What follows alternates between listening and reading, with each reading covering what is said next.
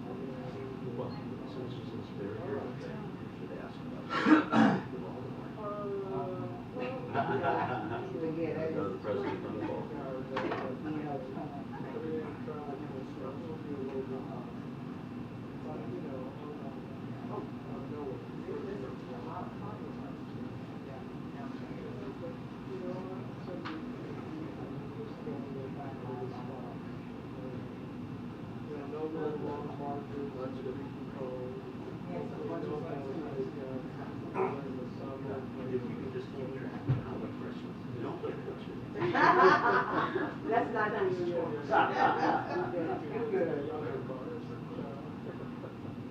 Anyway, thank you, and I may give your number to my friend. She may know that's the way it is. Right.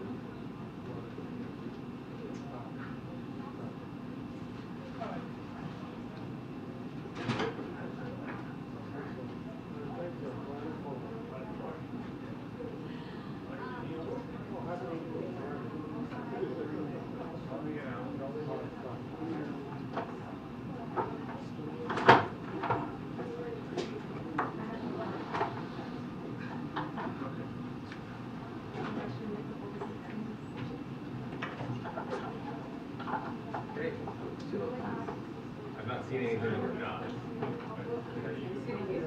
far as I can tell.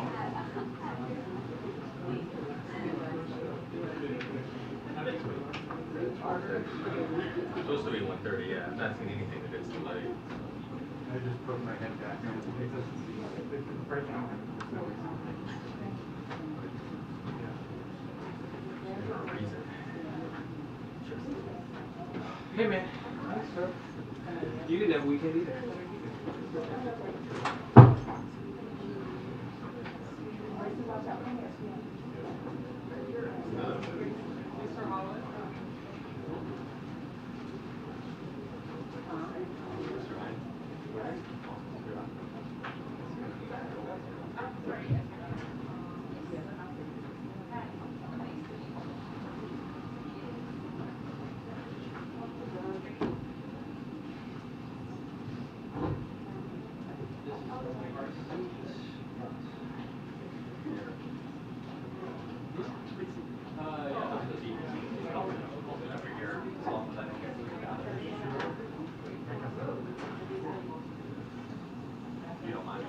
Hey.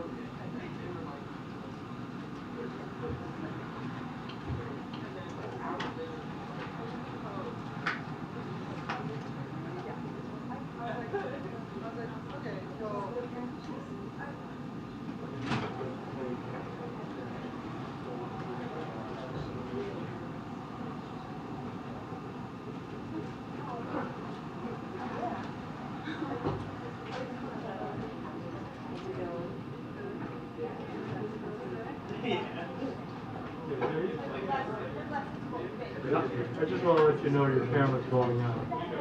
All right? Yeah. Can you do a dance in front of her?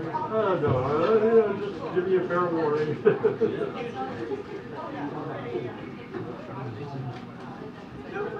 It's okay.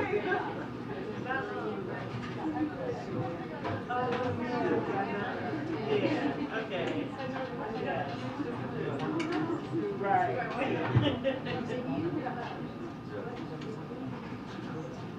Okay.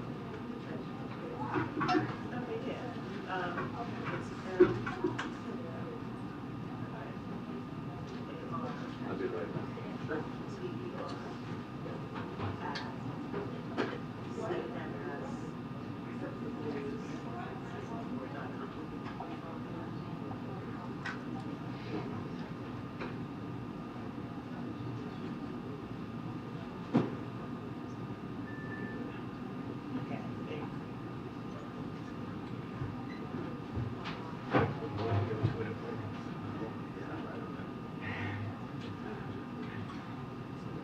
Sure.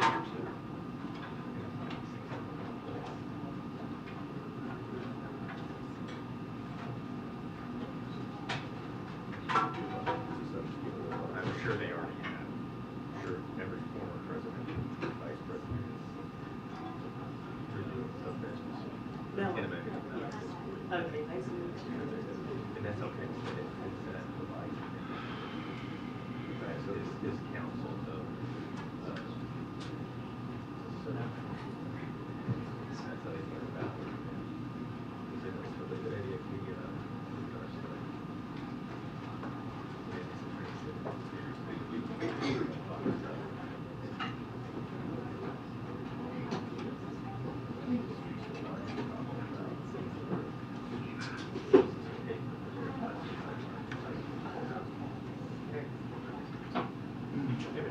Hey. do you know what I found some information. Stamped Theodore Roosevelt.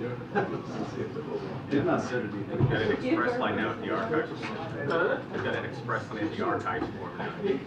Just drive up. Drive through. Dump it in the Dropbox like at the library. It's sort of like the COVID site. Right, yeah. During COVID, where you can just drive over your I shop. like, We're good, hurry I like up. Pam's idea, like a book return. The book return. Stop printing these things on. Like it's the 1960s. The issue is the paper. The paper, that's right. That's right. It's the paper lobby that, people are printing. Cold.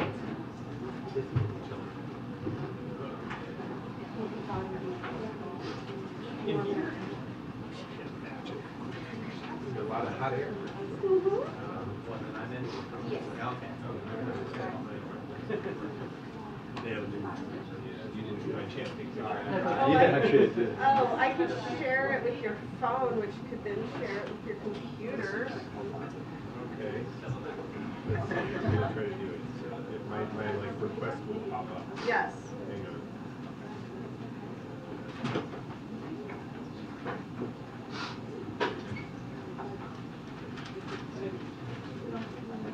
Why does it, when I look for networks, it come up DCI? If you need it. What's it called? Press Wi-Fi? That's Wi-Fi. Okay, so now it should pop up. Yeah. There you go. So it's gonna go out. Oh, I'm the better Who's gonna friend. do it first? I am the better friend. I wanted it. Adam, we just brochures out. I wanted to be on Michael's. I know, Shear's gonna share it with himself. No, I'm gonna let's see if I can share with them. Oh, what? What's wrong with the machine? Yeah, last week I used my debit card and I never did get it. So I didn't get charged for it. But You did or did? There's, on the machine, there is a number to call. okay. So I am the nice. Yeah. You are the nice guy. I That's very attempted sad. twice and I figured, well, it's not coming out. Yeah. But then I looked up my bank statement this morning. And it's, okay, yeah, please, there's a number, Yeah, or like a thing you can scan. yeah. Thank you. Terrible.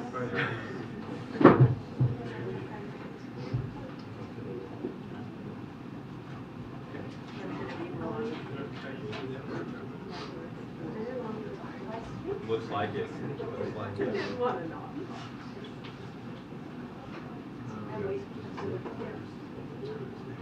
Yeah. Might be tired, yes. Not a winning combination.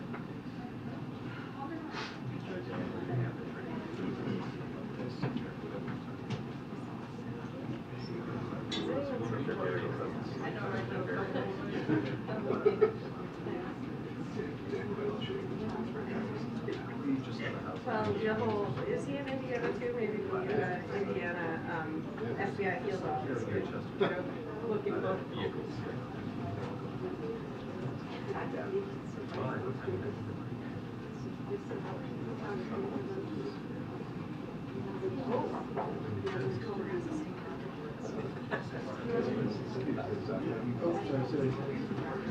I'm sure he's understated if he wants. He's agreed to fully cooperate.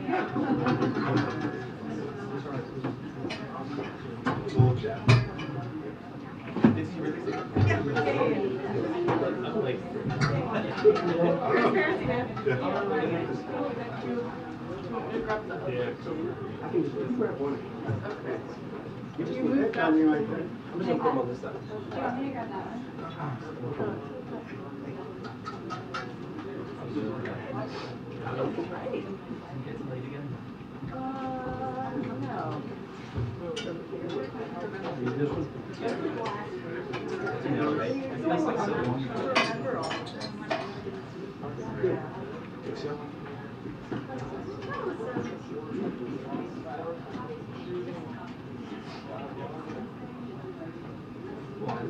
I wanted to, but I ended up just being so tired. Sometimes whatever writer thing is sometimes documents everywhere all at once. Yes. It's because the time she asked for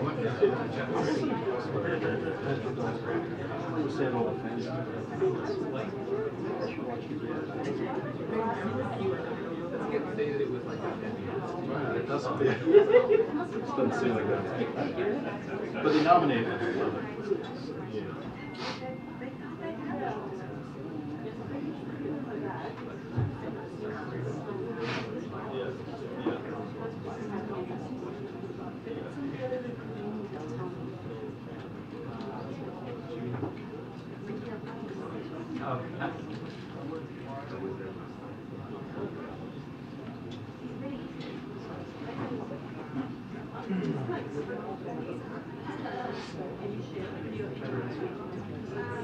I know. Well, it's so funny. That's so big. It's such a I'm not sure. Yeah.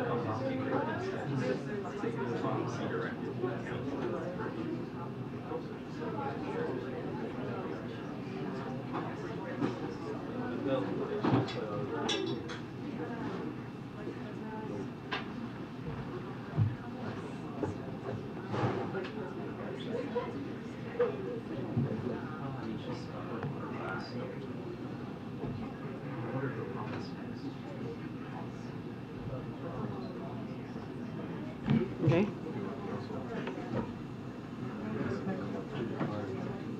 Mon cabelo tá bom?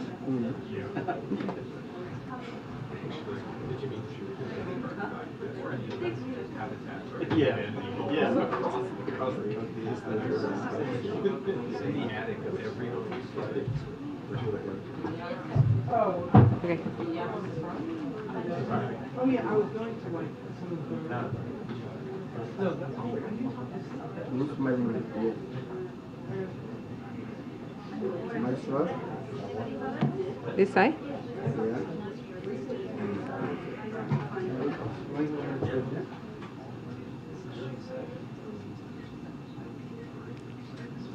Thank you. Oh, yeah, you're fine. I thought you were trying to shut my phone down and put it in my zip so that like, that's when it's gonna start. How are you?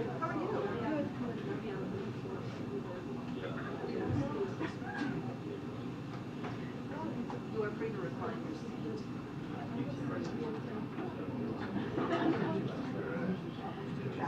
Oh.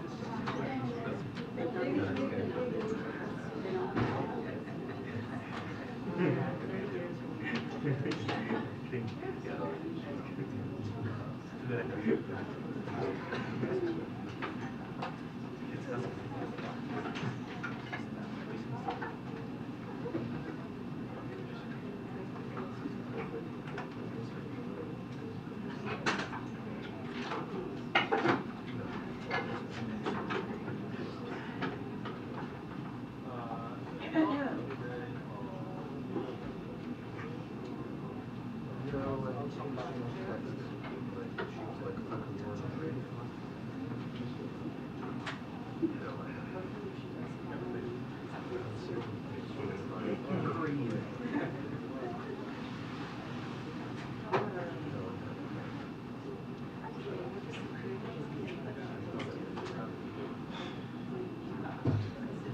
sometimes it can be ambiguous.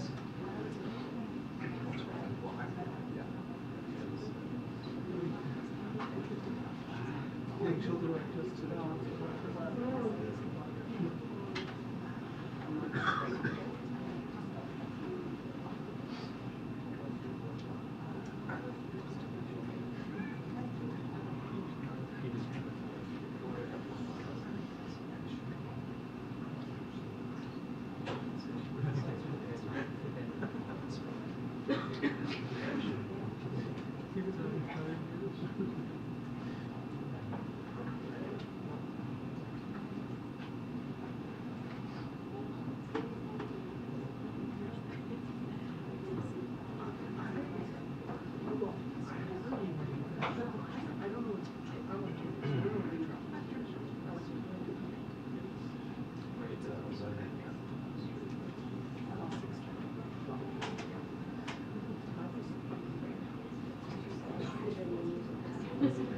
I mean, of course I saw it. I read the newsletter all the time. Yeah, sure. But, thank you.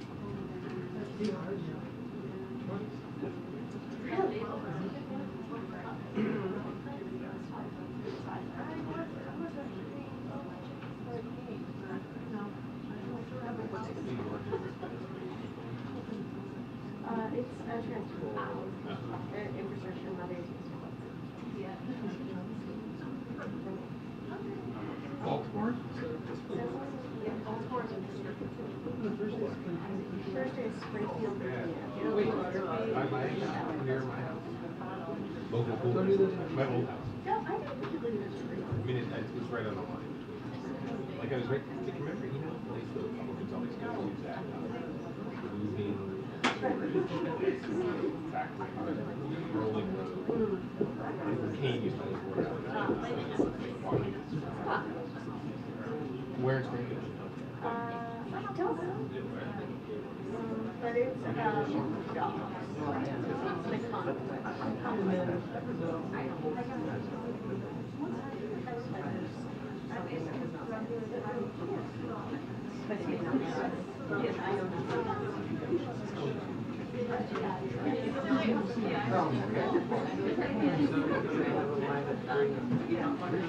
You know what he's doing?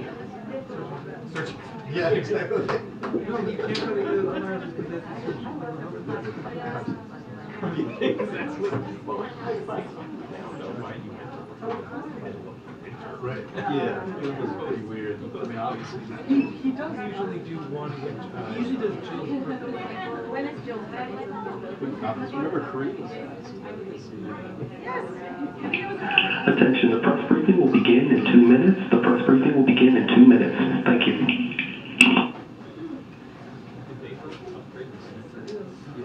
Yeah, we have upgraded the speaker, and by we I mean today, and that is why Doug Mills has a very loud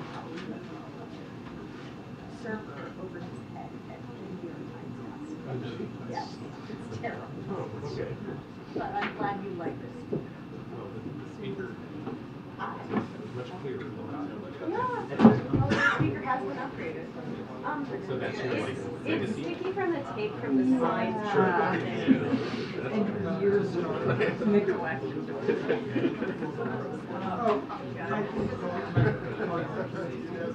She's not here, that's why.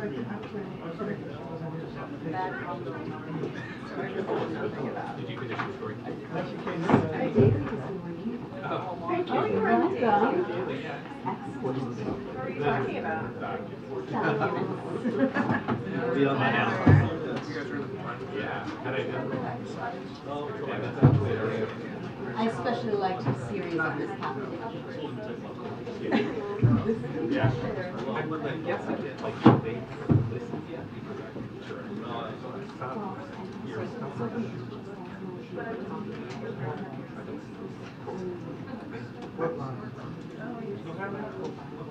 Where are you seeing the lines? These?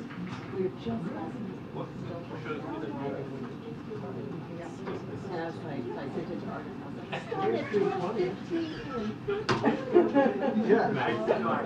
Thank you. Yeah.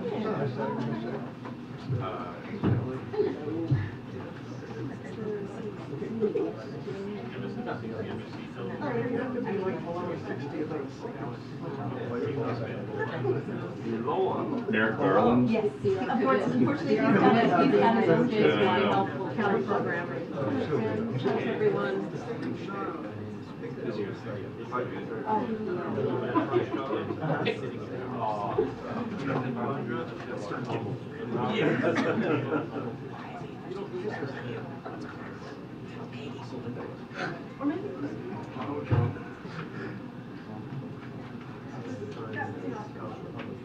How about in like the south?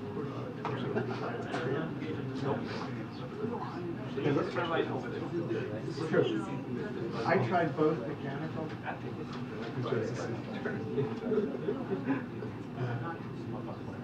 Yeah. Last time I was in there, I tried both. It's got rid of the monitors. Yeah. Fine, fine. Yeah. That's a great idea. I think that would be.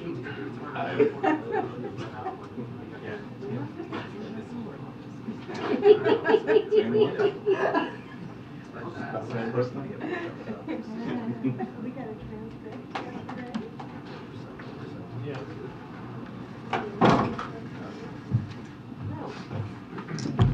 I always hear like comments when I walk out. It's always so funny.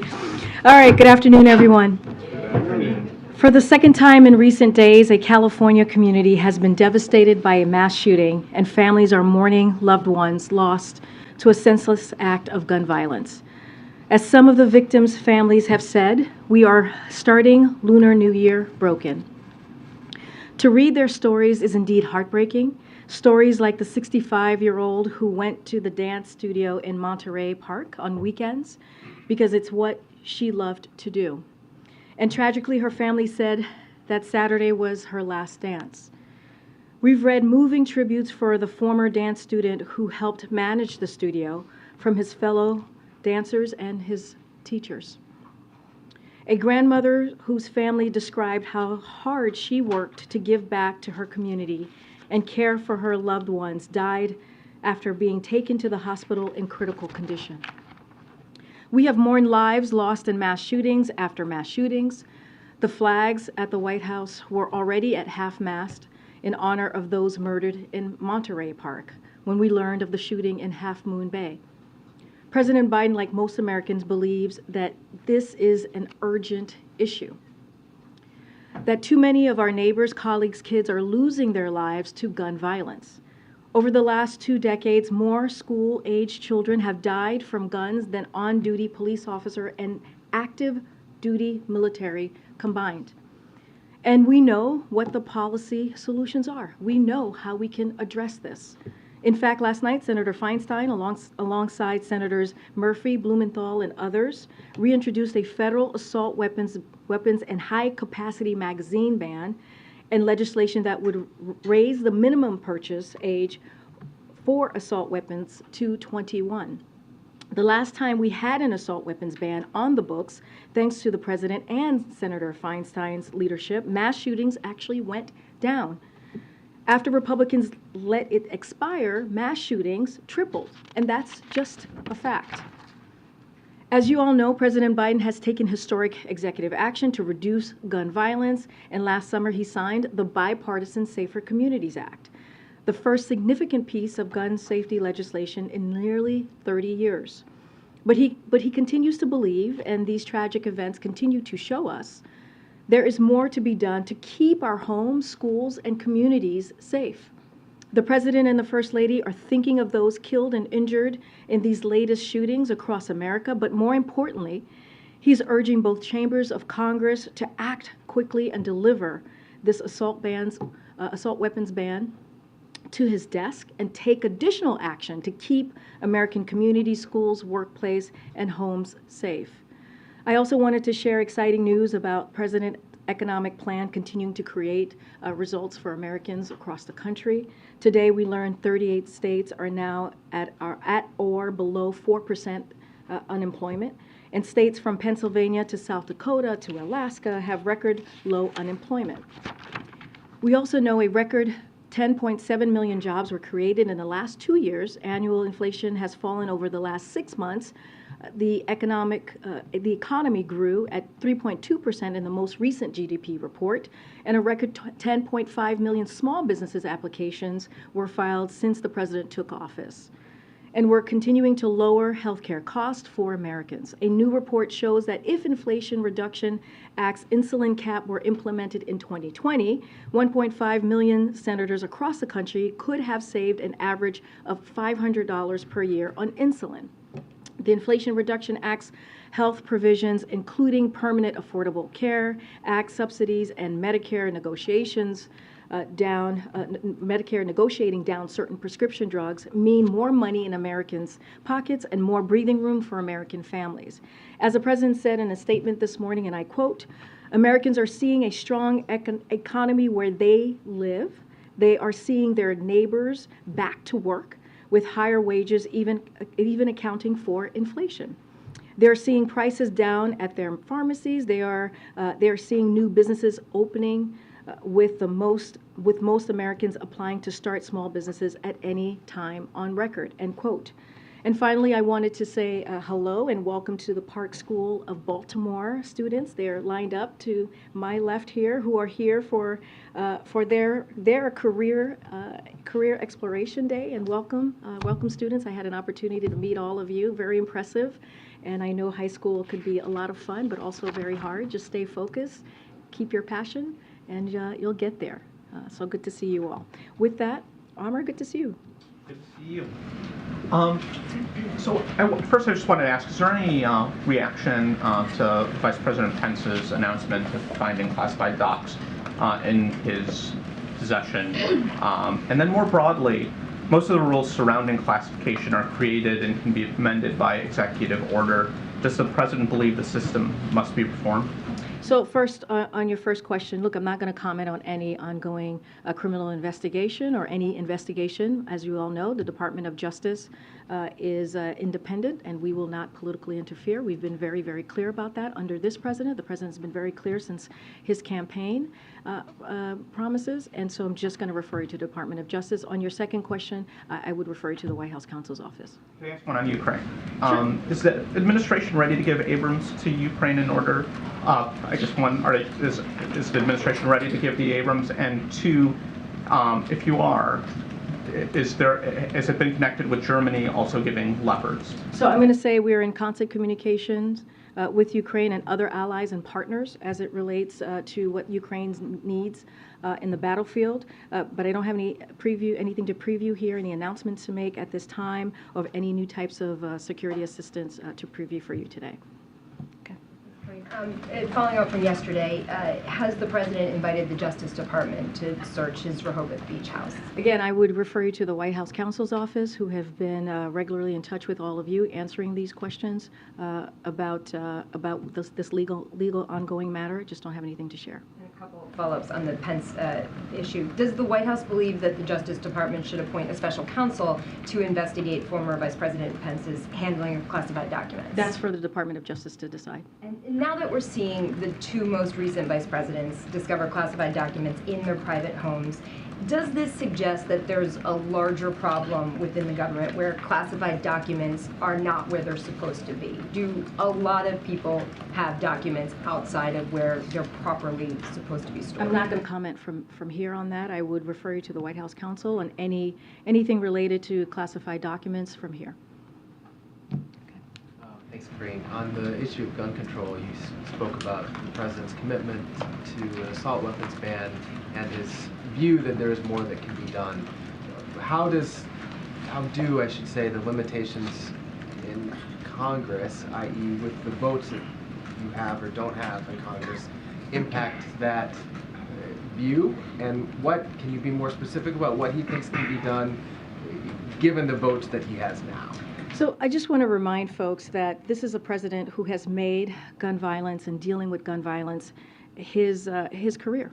And he's actually been very instrumental in pushing forward these types of gun reforms that we have seen, whether it is what we saw with the assault weapons ban 30 years ago that he helped get done with Senator Feinstein, or signing the bipartisan piece of legislation that he signed into law just months ago. That was, again, the most significant piece of legislation that dealt with gun violence. And let's not forget, he has made this a priority for him in his presidency since day one with historic executive action. So I say all of this to say is this is a priority for the president. When folks thought we wouldn't be able to get a bipartisan deal done on dealing with gun violence, that was able to get done because of the president's leadership on this, because of the president's focus on this. Look, we're always looking for, his team is always looking for ways to continue with to do executive actions to deal with reducing gun violence. But what we believe is that Congress needs to act. They need to put forth legislation that can go into law and deal with this issue. We cannot continue to see communities be devastated by this. As a parent, we should not be waking up every morning worried that our child or our kids may have to deal with gun violence. If you're going to the grocery store, you should not have to worry about going to the grocery store and potentially having to deal with gun violence, or going to the movies, watching a movie with your partner or with your kids and eating popcorn and potentially having to worry about gun violence. And so the president has been very clear, and this is not just the last 2 years, this has been the many decades of his career. So we're going to continue to have those conversations with Congress. We're going to continue to call on Congress to take action. On a separate topic, U.S. officials have determined that Chinese companies have been sending non-lethal assistance to Russia for Ukraine. What is the United States saying to the Chinese government about this? So we're closely monitoring the situation, as we have been since the war started. We will continue to communicate to China the implications of providing material support to Russia's war against Ukraine. We have talked about this many times, that we will be very clear what it means to support Russia's aggression against Ukraine. And as I've said many times, as my colleagues from NSC has said many times, we'll continue to support Ukraine and the Ukrainian people as long as needed. But what are those implications? I'm not going to get into diplomatic or private conversations from here. I'm just going to let you know that we've been monitoring the situation, and we've been very clear with the Chinese government on this. Okay. Thanks, Karine. You talk about how gun violence has been a priority for this administration. It's been a priority for the president over his entire career. How does he feel in moments like last night?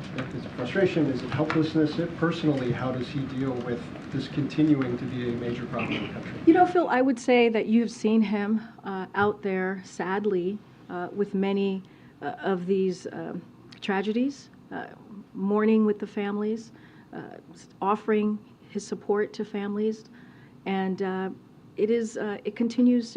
You continue to. What you see from him is certainly how he feels when he sees these types of travesties.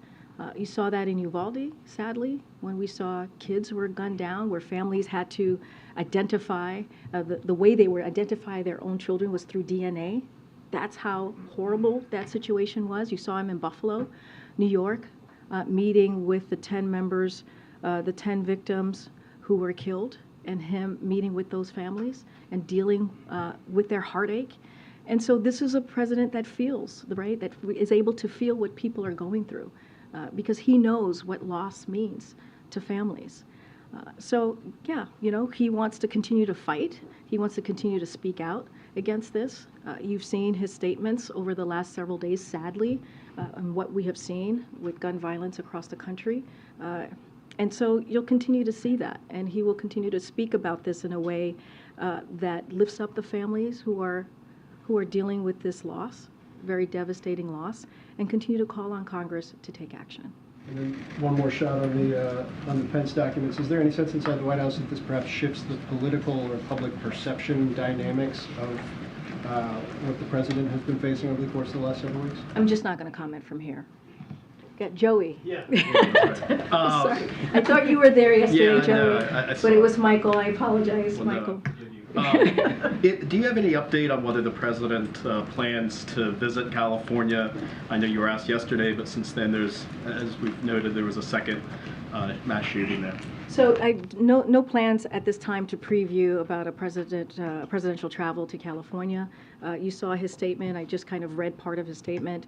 His heart goes out to the families, to the victims of the families, and we will continue to fight to make sure we deal with this issue. We deal with gun violence. We started with the executive actions, the historic executive actions that the president was able to do the first 2 years of his administration. We were able, again, as I mentioned, sign a bipartisan piece of legislation to deal with gun violence, but we need to do more. We need to do a lot more, and so the president's going to continue to call for that. I don't have anything to preview about a trip. Yeah, and you were kind of alluded to this, or asked a little bit about this, but what is the strategy now to pass the assault weapons ban that Feinstein introduced? I mean, you're talking, of course, about a Republican-led House now, and so how? I mean, what can the White House do to actually overcome those numbers there? Yeah, and one thing I just want to go back to on California, the president has been in touch with local and state leaders, and his team continues to offer support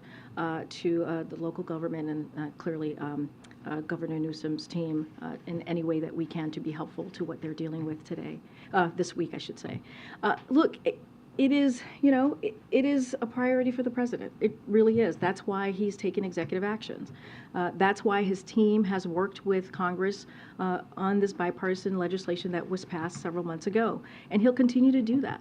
And I think if you all remember, and many of you reported this, that how difficult it was going to be for the president to get any bipartisanship the first 2 years of his administration, and he was able to get historic pieces of legislation done. And so the president says this all the time. He's optimistic, and I think optimism is very important to this president. But at the same time, he's going to continue to ask Congress to act, and he's going to continue to see what other executive actions can be taken from here. But at the end of the day, we need Congress to act. We need legislation that can be signed into law to deal with a matter that is really tearing apart communities. Thanks, Karine. Was the White House aware before this afternoon that classified documents had been found at Vice President Pence's residence as well? I would refer you to the White House counsel's office. And does the White House believe that other former high office holders should now go back and check their personal residences out of an abundance of caution to make sure that they're not holding on to classified documents as well? That's not something I can comment from here. I don't even know the reasoning of what the news that we heard about Pence. So I'm just not going to comment from here. I'm not going to comment on any other former elected official, current elected official. With this particular case, I refer to the Department of Justice. Anything that relates to this White House, I would refer you to the White House counsel's office. And then on the Abrams tank, last week at the podium, John Kirby said that the Abrams is expensive to maintain, to operate, to fuel, and that requires a lot of training. Does this White House still have those same concerns when it comes to providing tanks to the Ukrainians? So as my DOD colleagues have said very recently, that, again, nothing to preview from here, certainly don't have anything to share, but they never ruled out tanks. Just want to make that very clear. I think what my colleagues at the DOD have said in the past, well, very recently, is that there were always challenges with tanks, but not going to preview anything. I think I would refer you to the DOD comments on this. Again, they've always been challenges. It's never been taken off the table, but as I just mentioned, I don't have anything to preview. Those are the challenges. What are the benefits to the potential? I mean, we've always said, again, nothing to preview. Want to be very clear here. We've always said that we are in constant communication with Ukraine as they're trying to figure out what they need on the battlefield. And we are always looking for ways to offer security assistance for them. And so, again, not going to get ahead of any potential announcement. Don't have anything for you to preview, but we're always in constant communication with Ukraine and what it is that they need for their success, what it is that they need to really battle the aggression that we have seen from Russia this almost past year. Thanks, Karine. Germany's ruling party just confirmed that they've decided to send Leopard tanks to Ukraine. Do you have any comment on that? And is that linked to in any way reversal of this consideration of the U.S. Government sending Abrams to Ukraine as well? So we have said this before. We believe it's up to each individual country. It is their own sovereign decisions on what they provide for Ukraine. We've been very clear about that. And we always appreciate what our allies, our partners are doing to make sure that Ukraine is able to defend itself. I'm not going to go beyond that. Again, don't have anything to preview from here. Switching topics on Ticketmaster, there was this hearing in the Senate today. Given the White House's concern about monopoly power, does the White House believe the Live Nation Ticketmaster merger should be unwound, given what we've heard today from senators expressing that concern as well? Are you a Swiftie? Is that what it's called? I don't know. Things that you learn. Look, President Biden is a strong proponent of increasing competition in our economy. As he said last year when he signed the landmark executive order on competition, and I quote, "The heart of American capitalism is a simple idea, open and fair competition, but capitalism without competition isn't capitalism, it's exploitation." So I'll say one more thing about the executive order. It establishes a whole of government effort to promote competition in the American economy, because we know the lack of competition leads to higher prices and worse service. So again, capitalism without competition isn't capitalism, it's exploitation, and that's why he's really made an effort with his executive actions to deal with something that truly matters to the American people. And the Swifties. Does the same concern apply to Google, which is facing new DOJ action today? Look, I'm not going to get into DOJ action or what DOJ is potentially any legal matters that they potentially are taking. What I will say is more broadly is how the president is a proponent for increasing competition in our economy, and he has shown that through his actions. On gun violence, you've mentioned the potential for further executive action. Is there an active review underway of other potential executive actions? Where is this being worked on within the administration? So don't have anything to share on any active review. What I can say is that the president has asked his team to do all they can through executive action to reduce gun violence. We've seen him make his historic progress via executive action to deal with this dangerous violence that we're seeing, gun violence specifically, that we're seeing across the country in dangerous hands. So we'll continue to pursue executive actions to reduce gun violence. Don't have anything right now to share or preview or list out what is it that we're exactly looking at. But his team is always looking at ways to improve, to deal with an issue, again, that is devastating communities across the country. But I also want to be very, very clear here. In order to deal with this, we need Congress to act. And that's the way that we're really going to be able to deal with a matter that is, again, devastating communities, devastating families across the country. On documents, I realize you don't want to comment on existing issues, but there is clearly an ongoing issue across administrations with handling of classified materials. Perhaps this isn't the right time for this White House to lead a review of U.S. policy on classified materials, but is that something that the White House is considering? Is there someone who would be the right person to lead a review of the current challenges that are obviously tripping up people from all parties?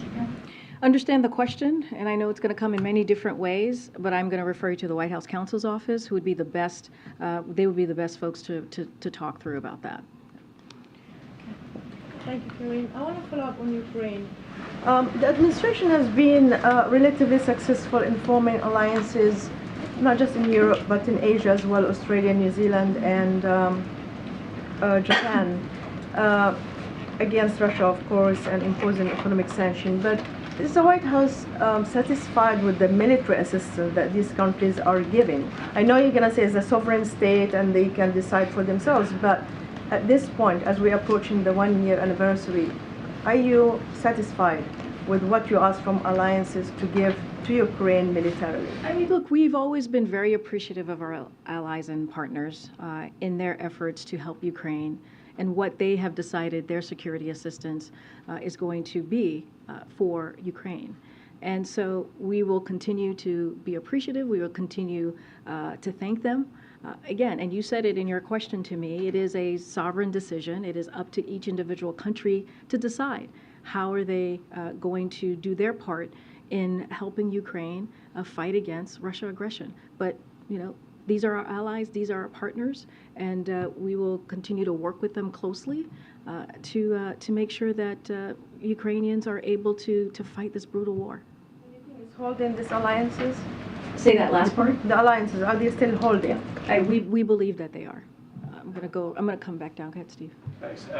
It being the White House's position for the last several weeks that the president's legal team did the right thing, is it the initial observation of the White House that the Pence legal team did the right thing? That's not for me to comment on from here. I would refer you to the Department of Justice. One of the things that the Pence team seems to have done in the last week is make public disclosure of the circumstance. Advise NARA, but also advise Congress and now the public.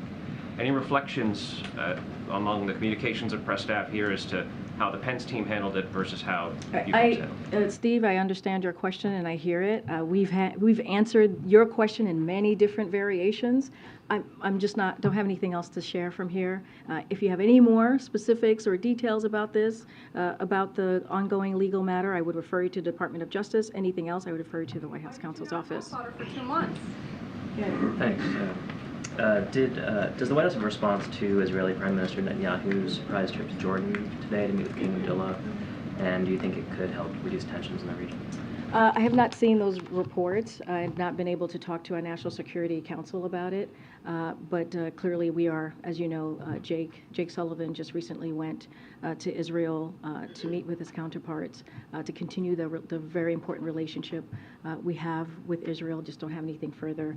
We normally don't comment on individual countries meeting and the agenda that they have with other countries, but don't have anything specific to share on that. Can you say anything more about what's on the agenda today with for the meeting at 3 o'clock with Democratic leadership? So, as you know, the president is very much looking forward to meeting with the new Democratic leadership, and that is happening pretty soon, less than an hour. And so he's going to host them in the Roosevelt Room. You're going to hear from him at the top. He'll have something to share about his thoughts about the meeting. They'll cover a wide range of issues, especially how we can make even more economic progress on top of what our shared accomplishments have led to. The creation of over 10.7 million new jobs and 10 million small business starts, bringing down inflation and a record number of Americans enrolling in healthcare coverage. One of the main avenues for doing that is ramping up implementation of the legislation they accomplished together over the past 2 years. When you think of Inflation Reduction Act, when you think about the continuing implementation of the bipartisan infrastructure legislation, that's what one of the topics that will come up. And look, the president has said this. He said this after the midterm elections. He said this many times. I've said this. He is looking forward to working with Republicans in good faith to continue the work that he has been able to do the last 2 years, some in a bipartisan way, to deliver for the American people. But look, he's also going to call out, and we have said this before, continue to call out any dangerous extreme MAGA Republicans. He can do both. But like proposals to raise taxes on the middle class, or cut Medicare, cut Social Security, as we've been hearing from national Republicans, or also, let's not forget, the national abortion ban, or worsen inflation.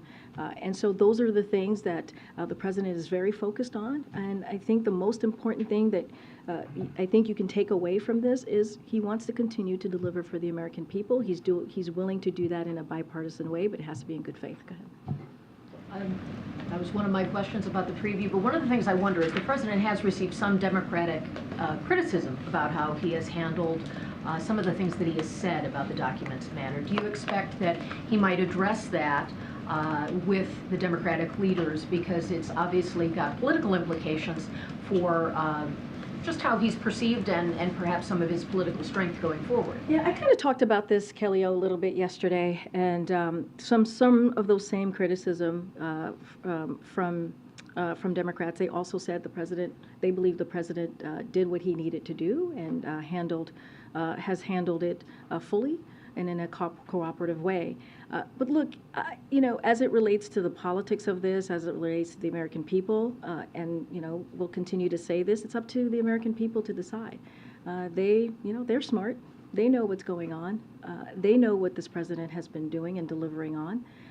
You know, we've talked about the midterms and what was supposed to be or what was predicted to be, and it didn't happen, right? When you think about the red wave that we had heard over and over again, and part of that, why we didn't see that, is because the president led with a message that resonated and connected with the American people. He led with what he has been able to do when it comes to the bipartisan infrastructure legislation, when it comes to making sure that he's doing the work to lower cost at the gas pump, which he has been able to do. And so, look, we will let the American people see for themselves what the president has been able to deliver the last 2 years. I'm just not going to get into any further discussion about politics. Specifically, do you know if he has been briefed on the Pence matter? And has he had any outreach with former President Obama, since some of the documents would have been from their joint administration? You know, those two questions, I would refer you to the White House counsel's office. Good, Steve. Thanks, Karine. After a special counsel was named, but before the FBI searched, President Biden went to his house in Wilmington. What was he doing in there? I would refer you to the White House counsel office. So it was something relating to this case? I would refer you to the White House counsel's office. Okay. Do you think that this story was leaked by someone trying to bruise the president politically ahead of a re-election announcement? I would refer you to the White House counsel's office, as they've been the ones who've been closely involved. Okay. More basically, we know the president did it. Why did he do it? I would refer you to the White House counsel's office. In the president's own words, he admits to having information that wasn't his. Why did he smuggle it out?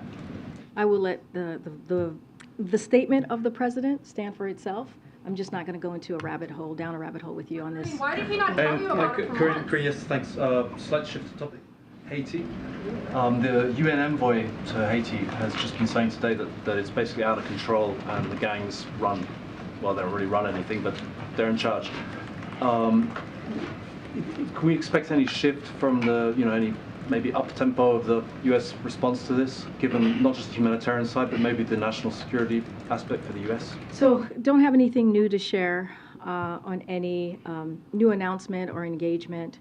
Look, this is something that we have been monitoring very closely, and we have done, you know, everything that we can to, you know, in this time to help the Haitian people, to help in a way that could really make a difference in the humanitarian aid, as you just laid out, and I just don't have anything else to share beyond what you laid out.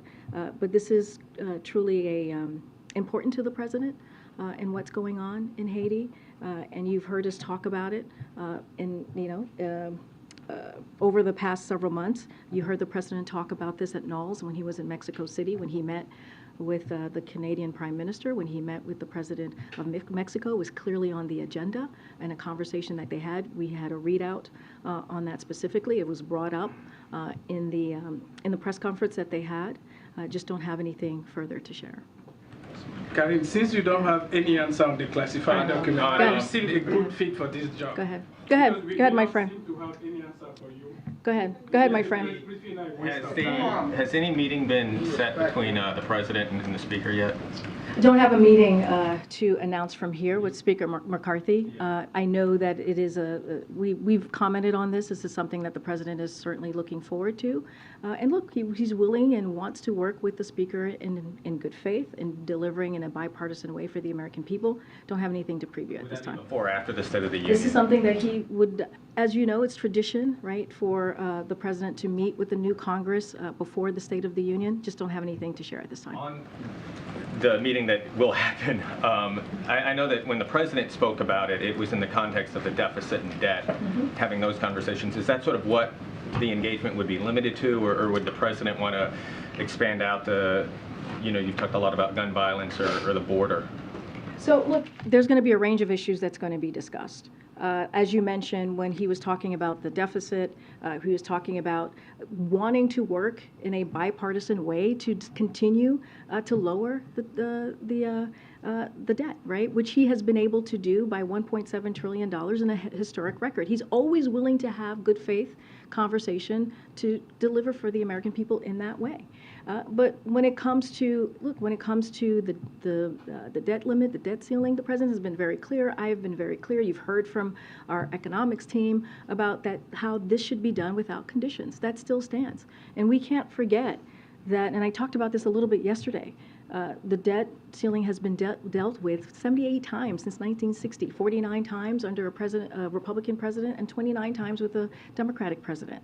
And let's not also forget, I think this is something that people who need to understand, when you talk about the debt ceiling, you're talking about not more new spending, you're talking about what Congress, the bill that Congress has racked up, right? This is their basic duty to deal with the debt ceiling. When the president walked in, if you look at the debt ceiling right now, 90% of it was before the president walked into office. So this is their duty. This is their duty to do this in a bipartisan way. That's what we're talking about. And when Republicans are saying they're going to, they want to cut Social Security, they want to cut Medicare, they want to cut programs that Americans have paid into, that's going to hurt senior citizens, that's going to hurt our veterans, that's going to hurt taxpayers. And so that's what we're talking about. And so it is their basic duty to deal with this. Go ahead, Stephen. Oh, thank you, Karine. I have two questions.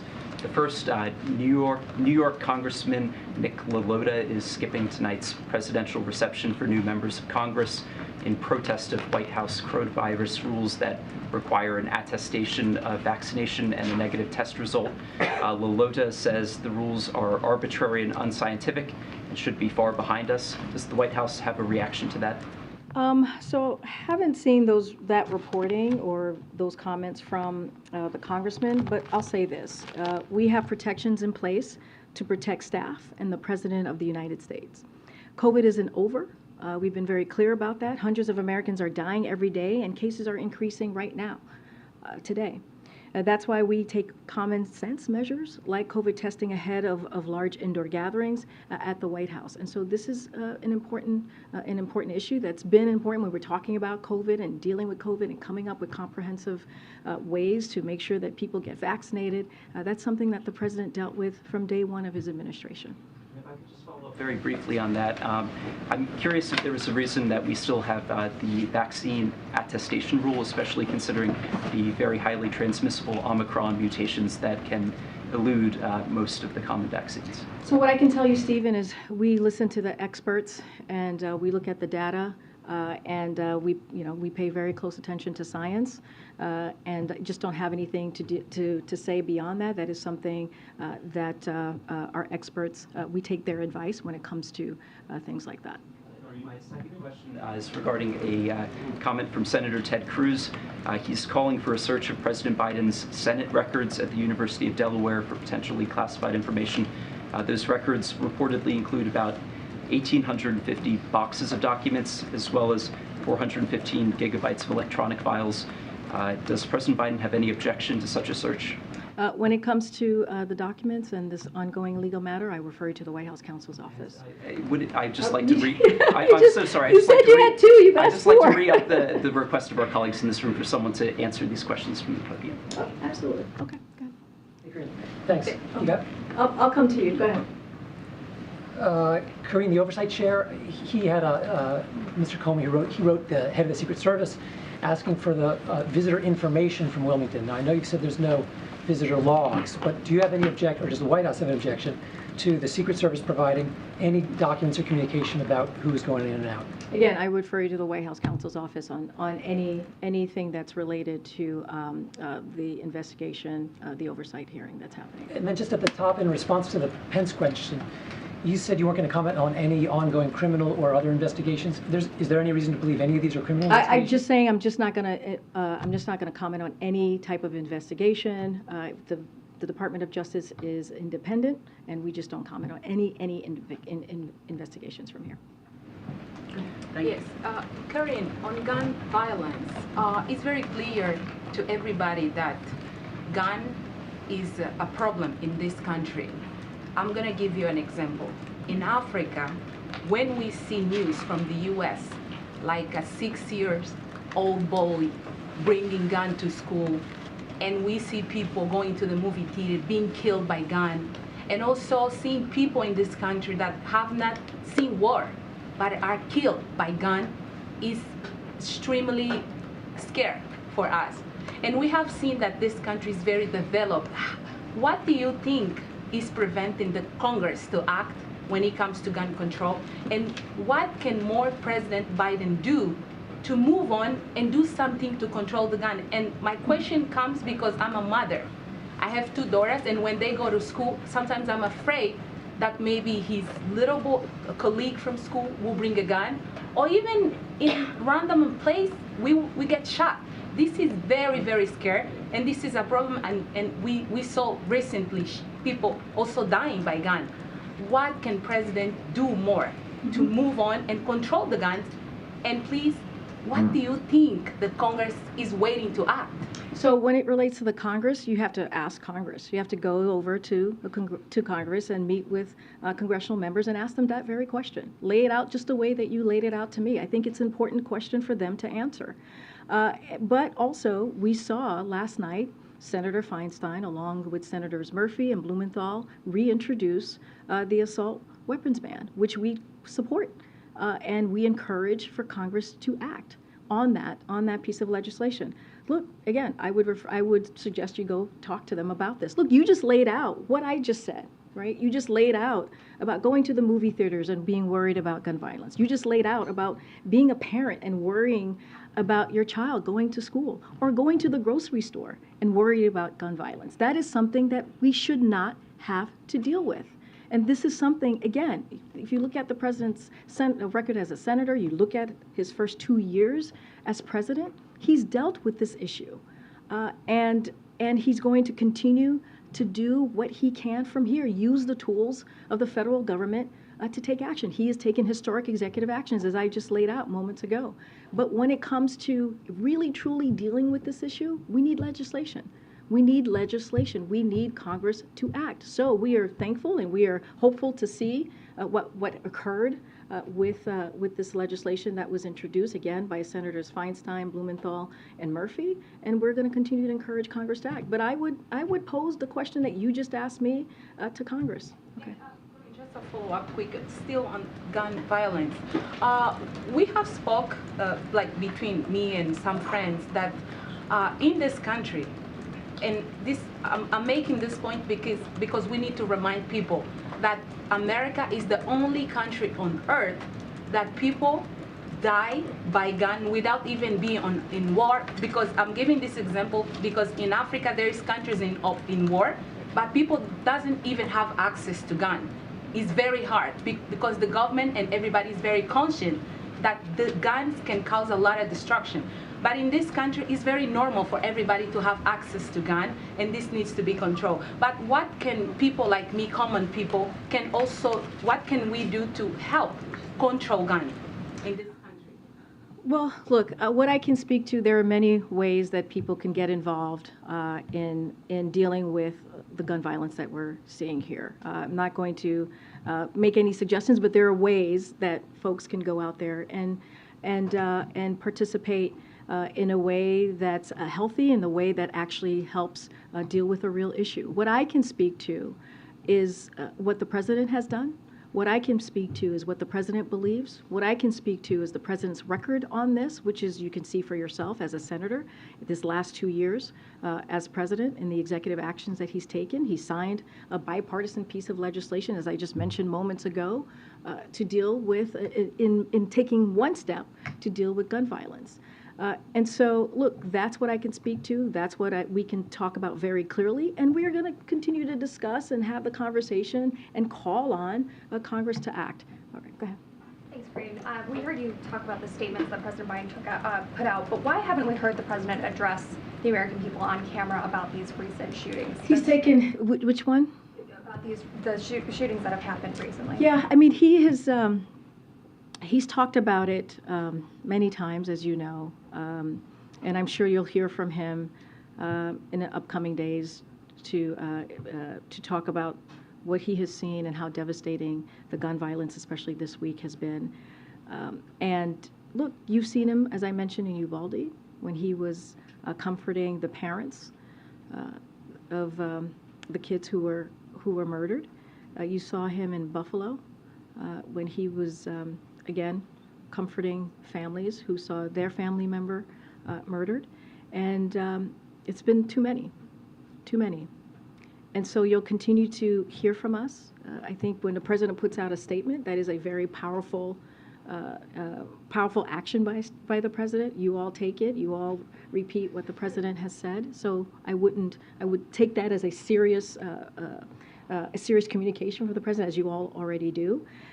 And he'll continue to speak out about it. And have you spoken with the president about the most recent report that more documents were found at his home personally? No, I have not. Why didn't Biden tell you for 2 months about the documents? Does the White House have a response to Former Secretary of State Mike Pompeo, who in his new book and in a tweet sent this afternoon has referred to Jamal Khashoggi as an activist and a part-time stringer? So I'm gonna let Mr. Pompeo speak for himself. Here's what I will say, and what we will say from the White House about this issue. From the earliest days of this administration, we took the murder of Jamal Khashoggi very seriously. That included releasing intelligence community report on the murder, which was not done in the last administration, sanctioning a number of Saudi officials and entities, and instituting the so-called Khashoggi ban. Again, I will let Mr. Pompeo speak for himself. Do you think Jamal Khashoggi, would you consider him an activist? I'm not going to get in. I'm not going to get into describing Jamal Khashoggi. I can tell you how we acted and what we have done over the past 2 years, and be very clear on what the White House the actions that the White House has taken. Okay. Thank you so much. Another Africa question for you today. With news that the UN ambassador is heading to the continent and Janet Yellen is there right now, what messages are these 2 top cabinet officials trying to send to African countries broadly? How do you combat concerns and perceptions that the continent is yet again being used as a battlefield for a proxy war between East and West? And then also, how do these visits lay the groundwork for the president's promised visit to the continent? And any details on that would be awesome. Well, to your last question first, don't have anything to preview about the president's visit, potential visit to Africa. We have said that he is going to make a visit, just don't have anything to share at this time. So our partnership in Africa is not about other nations. Our partnership there, it's as demonstrated by our commitments at the U.S. Africa Leaders Summit. The United States sees African countries as genuine partners and wants to build relationship based on mutual respect. That's what you saw at the summit, and that's what the president has been consistent on, and that's what we want to see. Our focus is on Africa and our efforts to strengthen these partnerships across a wide range of sectors, spanning from businesses to health, to peace and security. Building on those efforts, we've had Secretary Blinken and Secretary Yellen travel to the region very recently. And as you noted, we have Ambassador Linda Thomas-Greenfield's upcoming travel to Ghana, Mozambique, and Kenya, and that's going to be from January 25th to the 29th. The ambassadors, this is going to be the ambassador's 3rd trip to the sub-Saharan Africa, and since she took up her position at the U.S. ambassador to the United Nations, she's gone 3 times under this current tenure that she's currently doing. And you will continue to see us following through the president's commitment and to step up our engagement across Africa this year and beyond. Look, this is a commitment. We saw it when we put the summit together with 49, 50 heads of states who were here, right here in D.C., and that was over 3 days, and the president participated in the summits, his team participated in the summit, and we talked about issues that really mattered to the continent and issues that really mattered to us as well. Sure, why those specific countries were chosen? You just mentioned Kenya, Mozambique, and Ghana. I would refer you to the UN, to the ambassador's office. As I said, it's her 3rd trip, right? So she's gone 2 other times. And so I would refer you to their specific strategy on why these 3 countries. Go ahead, Courtney. Thank you. I wanted to ask if you have any information at this point about the release of the budget for next fiscal year. So, as you know, the president is looking forward to releasing his budget to the American people. Clearly, that's something that is important for this president to do. And the OMB, his team at the OMB, is working very, very hard in getting that done and the timing. And obviously, his budget for 2024, and don't have a time for when this is going to happen. But again, this is something that he wants to make sure that he wants to share with Congress and the American people, and it's a priority to him. It used to be at the beginning of February, and when you entered the administration, I don't think you all have met that deadline yet, or that time frame yet. Does that have anything to do with when last year's appropriations were done? I mean, what's affecting why you wouldn't have a date yet? So look, the omnibus, the timing of the omnibus late last year certainly has an impact on the budget's timing, but certainly we'll be in touch with when we're ready to share the president's 2024 budget. Thank you. Go around. Thank you. There was reporting from Japan that the U.S. decided it will not deploy land-based, medium, and intermediate range missiles to Japan. Can you confirm this decision and say what is under consideration in terms of where the missiles will be deployed? So according to the Department of Defense, there are no plans to deploy capabilities to Japan that range beyond 500 kilometers. So I don't have anything more to share. I would refer you to the Department of Defense. Go ahead. When the president speaks on the economy later this week, how much of that will be talking about his own record and how much will be warning about what Republicans in Congress want to do, such as the sales tax? So just a little bit of what he's going to say. As I announced last week, for those who may have missed it, on Thursday, President Biden will deliver remarks on the economic progress we have made since he took office. The president will contrast his plan to build an economy from the bottom up and the middle out, and to protect and strengthen Social Security and Medicare, with the congressional Republican plan to cut Social Security, Medicare, and other vital programs and impose a 30% national sales tax that will increase taxes on working families. His remarks will be in Springfield, Virginia, with union workers who are benefiting from his economic plan. And so we'll have more to share on that tomorrow. But again, as you just heard me lay out, it's going to be a contrast with what we're trying to do and what the Republicans have laid out. But again, the president has always been very clear. He's willing to work in good faith in a bipartisan way with Republicans to continue to deliver on the economic successes that you've seen from this administration in the last 2 years. Okay. Thank you. Thanks, Karine. Thanks, Karine. I want to ask about, to follow up on the story of Chinese companies providing assistance for Russia. Did you have now a clear sense whether the Chinese government is aware or approving this or not? And my second question is on Turkey, but can you please answer? Oh, I'm sorry, can you say your first question again? It's just hard to hear. About the Chinese companies providing assistance for Russia. Do you have a clear sense whether the Chinese government is aware of that or not? So can't speak to that, if the Chinese government is aware of that or not. We're closely monitoring the situation, as I just stated earlier, as we have been since the war started. And we will continue to communicate to China the implications of providing material support to Russia's war against Ukraine. Don't have anything specific on what they know or not know, but we're certainly always communicating with them. And on Turkey, yesterday, President Erdogan said that Sweden should not expect that Turkey would support Sweden to join NATO over Quran burning. How do you respond to his comment and also to the incident? So I talked about this a little bit yesterday about how we see this, and we have said before, many times before, that Finland and Sweden are ready to be NATO allies. That's how we see things. Both are members of NATO's Partnership for Peace and NATO's Enhanced Opportunities Partnership. Their militaries work seamlessly with alliances, forces. Finland and Sweden have already taken concrete steps to fulfill the commitments they made under the trilateral memorandum of agreement with Turkey, signed on the margins of the NATO summit in Madrid, as you all know. And that includes substantially strengthening their bilateral cooperation with Turkey on key security concerns. We continue to expect that NATO will formally welcome Finland and Sweden as members. This will enhance their security as well as that of the Euro Alliance region. So as their membership process continues, the United States is fully committed to Finland's and Sweden's accession. The strength of that support, bless you, can be seen in our Senate's overwhelming bipartisan support for vote for their membership, and so again, that's where we stand on that particular matter. Okay, go ahead. Thank you. Yeah. In the last several weeks, major IT companies like Google, Microsoft, Amazon have fired thousands of IT professionals. A significant number of them are either Indian Americans or Indian IT professionals. So two questions. These companies are saying that a recession is on the horizon. That's why they're firing these people. Does the president think that there is a recession coming up?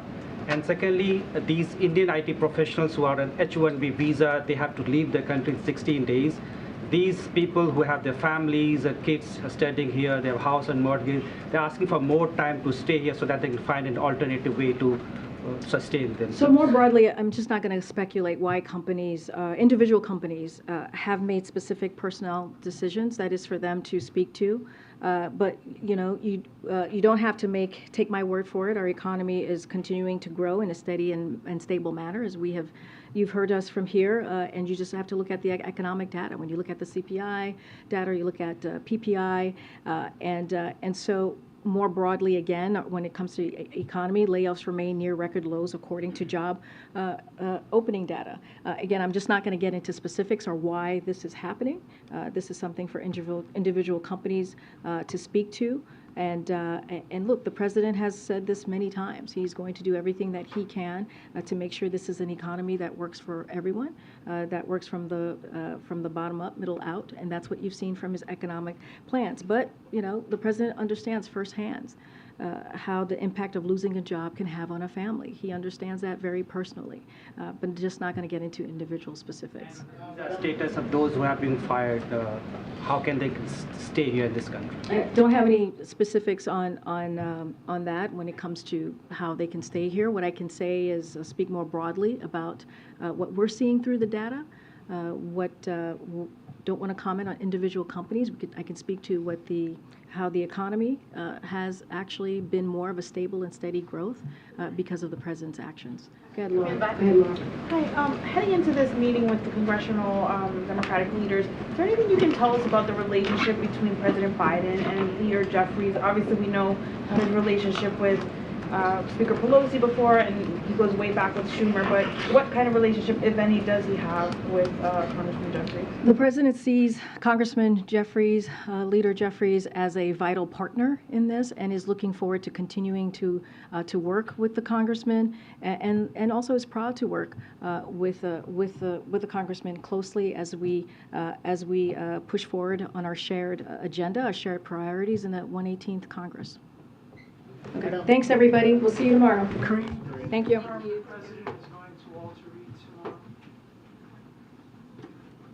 up, thumbs down.